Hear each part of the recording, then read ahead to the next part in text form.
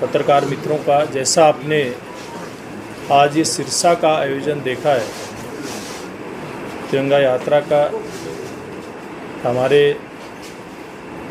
जाबाज देश के सैनिकों, तीनों सेनाओं के सैनिकों, हमारे बीएसएफ अन्य अर्धसैनिक बलों ने जो एक शौर्य का, पराक्रम का जो एक प्रदर्शन किया, उनको नमन करने के लिए जो यात्रा थी, इस यात्रा में मेरे साथ कैबिनेट मंत्री आदरणीय कृष्ण बेदी जी, बहन सुनीता दुग्गल जी, आदरणीय दूड़ाराम जी, भाई गोविंद जी, यतेंद्र जी, परवीन जोड़ा जी, रेणु शर्मा जी, तो अन्य जिनके नाम अभी यतेंद्र जी ने लिए, हमारे ज़िला के सिरसा के प्रभारी वेद फुला जी समेत तमाम और ऐसे सामाजिक संगठनों के अनेकों पदाधिकारी कार्यकर्ता भी इसमें रहे, जो लगातार सिरसा में सामाजिक गतिविधियों को आगे बढ़ाते रहते हैं। ऐसे बहुत सारे गणमान्य पदाधिकारी ऐसी संस्थाओं के इसमें रहे, यहाँ के नागरिक रहे। सर्वप्रथम मैं उन सब का वो धन्यवाद करता हूँ। और इस प्रकार की जो यात्राएं हैं वो हमारे सैनिकों का मनोबल बढ़ाने के लिए देश के कोने कोने में निकाली जा रही है। हमारे शहीदों को सैल्यूट करने के लिए, देश के ऐसे नागरिक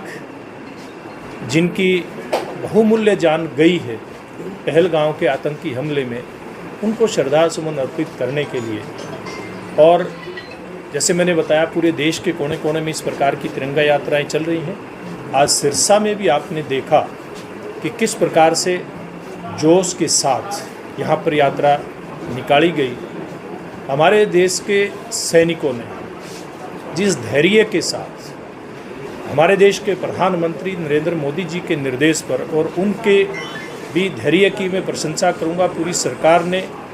सभी राजनीतिक दलों ने एकजुटता का जो परिचय दिया,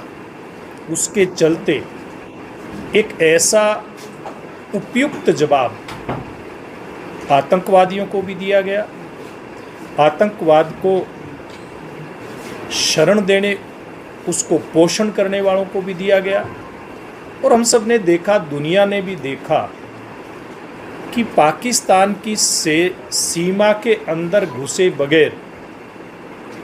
वहाँ पर जिसको आप एयर स्ट्राइक कह सकते हैं, सर्जिकल स्ट्राइक कह सकते हैं, हमारे ड्रोन हमले, मिसाइल हमले, इनके माध्यम से 9 आतंकवादी ठिकानों को नेस्तनाबूद करते हुए सैकड़ों आतंकवादियों को ठिकाने लगाने का काम किया गया। पाकिस्तान के ऐसे 11 सामरिक ठिकाने, रक्षा ठिकाने, जहाँ से एक कुत्सित प्रयास पाकिस्तान की सेनाओं का चल रहा था भारत पर आक्रमण करने का। वहाँ से ड्रोन छोड़े जा रहे थे, मिसाइल छोड़ी जा रही थी, लेकिन अपनी सीमा में रह करके हमारी वायुसेना के जाबाज सैनिकों ने एक ऐसा मुंह तोड़ जवाब दिया जिसको पूरी दुनिया ने देखा है। न केवल पाकिस्तान के हमलों को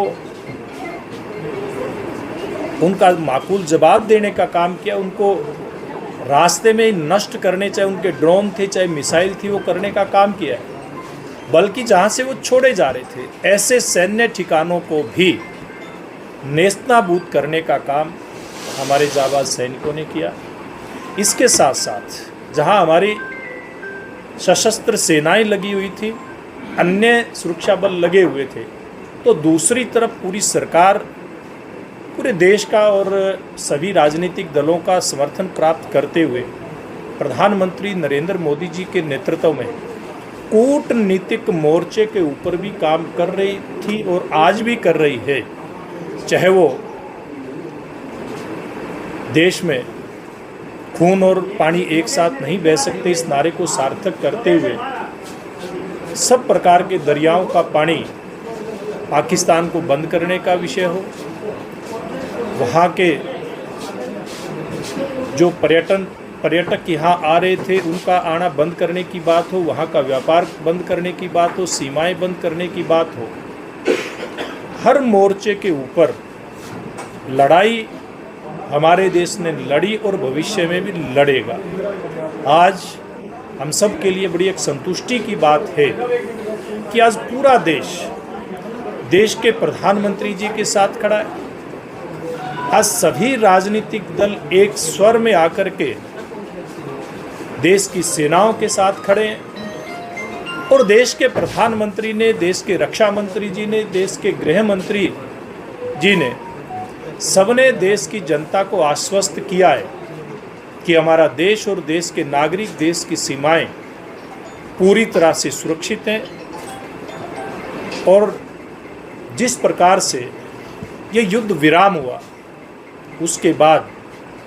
देश के प्रधानमंत्री नरेंद्र मोदी जी ने भी, देश के रक्षा मंत्री आदरणीय राजनाथ सिंह जी ने भी और गृह मंत्री अमित शाह जी ने भी स्पष्ट किया और हमारी सेनाओं ने भी स्पष्ट किया कि हमारी एक नीति अब देश की बन गई है और वो नीति ये है,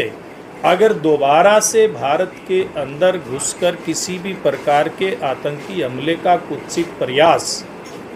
पाकिस्तान के द्वारा किया जाता है तो उसको युद्ध माना जाएगा और बगैर किसी हिचक के हमारी सेनाएं केवल माकूल जवाब नहीं देंगी। इस प्रकार सब ऐसे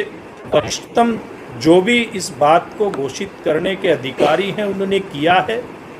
केवल माकूल जवाब नहीं दिया जाएगा, पूरी तरह से उन लोगों को नेस्तनाबूद करने का काम किया जाएगा। इस प्रकार के बुलंद इरादे देश के नेतृत्व के हैं, हमारी सेनाओं के हैं और ऐसे बुलंद इरादे वाले सब हमारे